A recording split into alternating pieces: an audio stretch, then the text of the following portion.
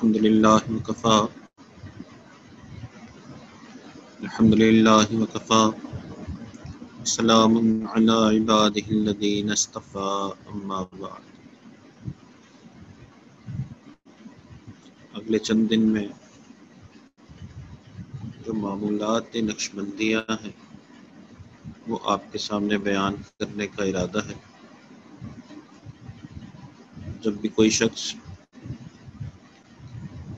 سلسلہ عالیہ نقشبندیہ میں اصلاحی تعلق قائم کرتا ہے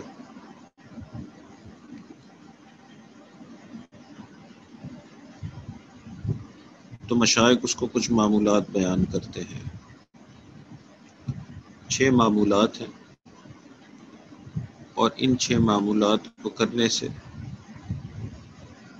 مشائخ کا تجربہ یہ رہا ہے کہ انسان کی زندگی میں سے گناہ بھی نکل جاتے ہیں اور اللہ کے ساتھ ایک خاص قرب کی کیفیت محسوس ہوتی ہے، حضوری بڑھ جاتی ہے، اس لیے نماز بھی بہتر ہو جاتی ہے، دعا بھی بہتر ہو جاتی ہے، حتیٰ کہ مشائخ نے لکھا ہے کہ اخلاق بھی بہتر ہو جاتے ہیں۔ تو یہ اعمال بڑے زبردست اعمال ہیں۔ تو جو بھی سلوک میں داخل ہوتا ہے اصلاح کا تعلق مشائخ سے کرتا ہے، سلسلہ عالیہ نقشبندیہ میں ان کو یہ 6 اعمال 6 معمولات بتائے جاتے ہیں۔ تو انشاءاللہ ارادہ یہ ہے کہ اگلے چند دنوں میں ان تمام معمولات کی تفصیل بیان کی جائے۔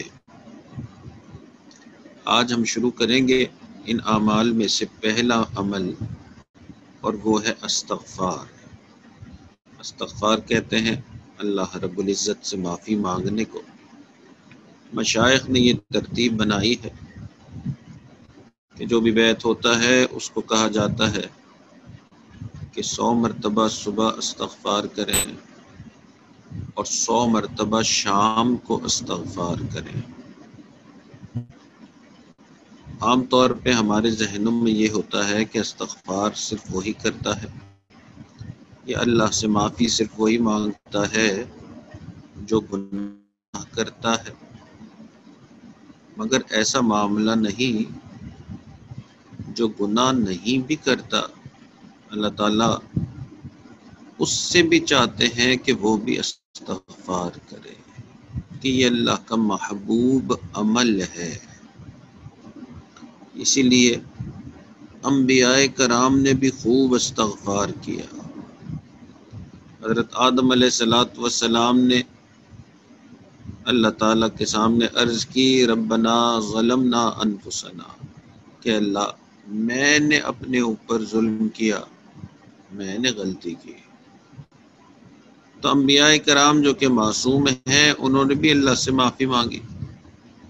نبی علیہ السلام نے فرمایا کہ میں دن میں 70 مرتبہ استغفار کرتا ہوں۔ تو امام الانبیاء سرور کائنات وہ بھی استغفار کی کثرت فرماتے۔ حضرت یونس علیہ السلام مچھلی کے پیٹ میں گئے اور آپ نے ادھر جا کے اللہ سے معافی مانگی۔ تو صرف یہ نہیں کہ گناہ گار استغفار کریں، یہ اللہ کا ایسا محبوب عمل ہے کہ اللہ تعالیٰ چاہتے ہیں کہ انسان کثرت سے استغفار کرتا رہے۔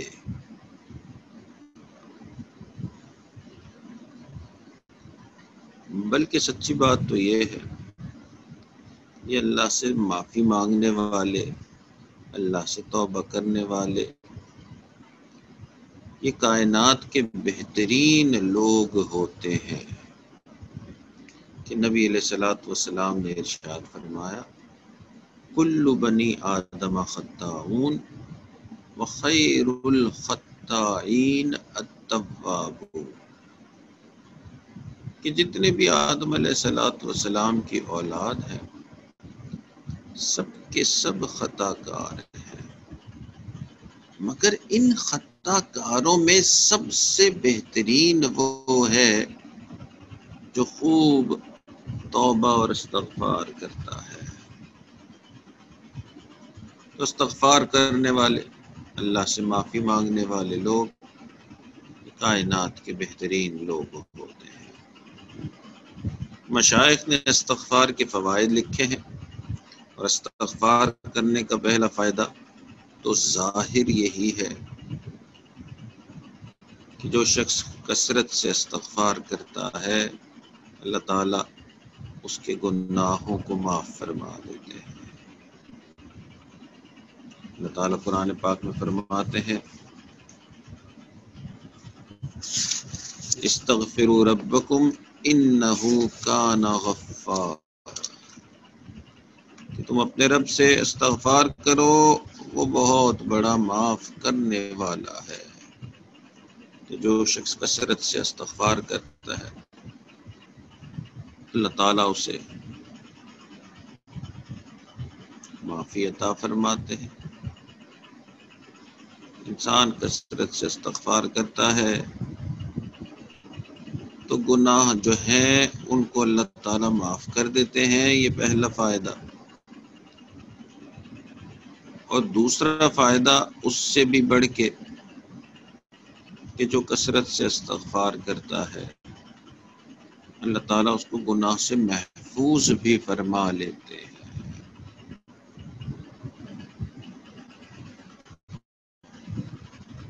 حدیث پاک میں آتا ہے کہ شیطان نے یہ کہا اہلکت الناس بالذنوب،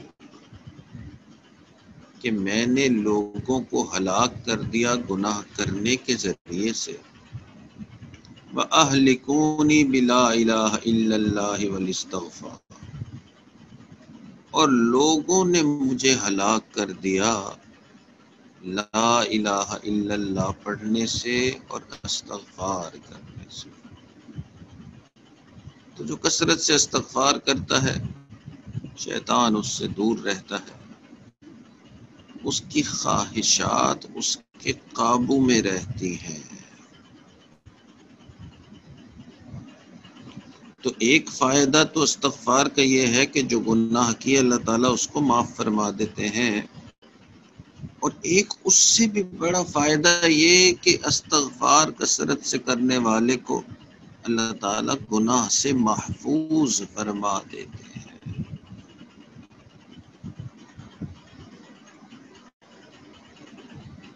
حضرت وہب بن منبع رحمۃ اللہ علیہ بزرگ گزرے ہیں، تنبیہ الغافلین میں ان کا تذکرہ ہے۔ وہ فرماتے ہیں کہ یحییٰ علیہ السلام کی ایک مرتبہ ملاقات شیطان سے ہوئی، اور انہوں نے شیطان سے لوگوں کے بارے میں پوچھا کہ آپ کے سامنے کیسے لوگ آتے ہیں۔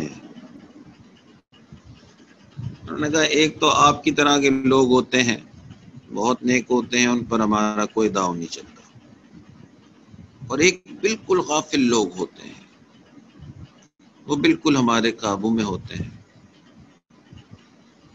اور ایک وہ لوگ ہوتے ہیں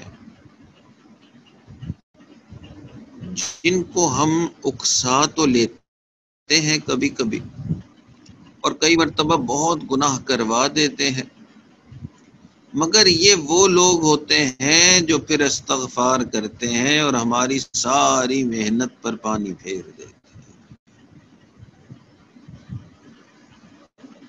تو استغفار کرنے والوں کی شکایت شیطان بھی کرتا ہے۔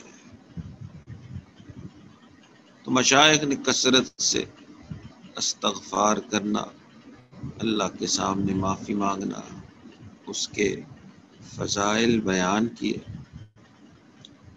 آج کی اس مجلس میں یہ دو فضائل کہ پہلی چیز کہ اللہ تعالیٰ گناہوں کو معاف فرما دیتے ہیں، اور دوسری چیز یہ کہ اس استغفار کی برکت سے اللہ تعالیٰ گناہوں سے محفوظ فرما لیتے ہیں۔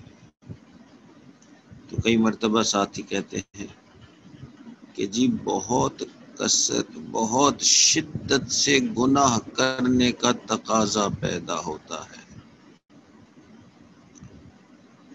تو اس کا علاج بھی یہی ہے، آپ استغفار کرنے کو اپنی زندگی کا مقصد بنائیں کہ میرا وہ وقت جو فارغ ہے، ٹھیک ہے، سونے کا وقت ہے، کھانے کا وقت ہے، بیوی بچے کو دینے کا وقت ہے، مگر اس کے علاوہ جتنا بھی وقت ہے میں اللہ سے استغفار کرتا ہوں۔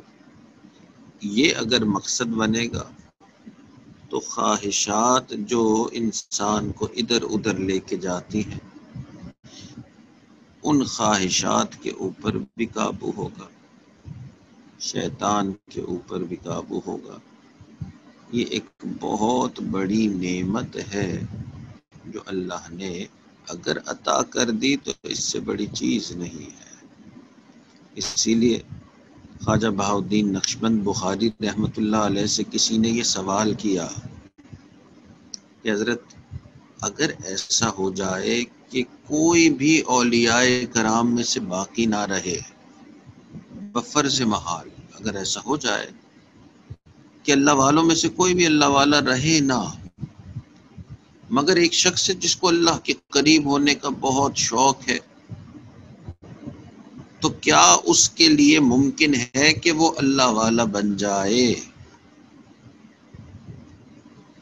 تو سوال کرنے والے نے جب یہ سوال کیا تو کتابوں میں لکھا ہے کہ حضرت خواجہ بہاؤالدین نقشبند بخاری رحمۃ اللہ علیہ نے تھوڑا توقف فرمایا اور پھر آپ نے کہا کہ ہاں اگر وہ خوب استغفار کرے تو اس صورتحال میں بھی اللہ کا مقرب بن سکتا ہے۔ تو اگر یہ نعمت مل جائے، ذہن بن جائے کہ میں نے خوب استغفار کرنا ہے، تو شاید اس سے بڑھ کے کوئی نعمت نہ ہو۔ انسان شیطان سے بھی رہائی حاصل کر لیتا ہے اور یہ خواہشات بھی ٹھنڈی پڑ جاتی ہیں۔ اللہ تعالی ہمیں کثرت سے استغفار کرنے کی توفیق عطا فرمائے۔ آخر دعوانا ان الحمد للہ رب العالمین۔ الحمد للہ رب العالمین، والصلاة والسلام علی سید الانبیاء والمرسلین۔ اللہم انا نسألک علما نافعا وعملا متقبلا ولسانا ذاکرا وقلبا خاشعا ورزقا واسعا وشفاء من كل داء، وصلی اللہ تعالی علی حبیبہ سیدنا محمد وعلی آلہ واصحابہ اجمعین برحمتک یا ارحم الراحمین۔ جزاکم اللہ۔ السلام علیکم ورحمۃ اللہ وبرکاتہ۔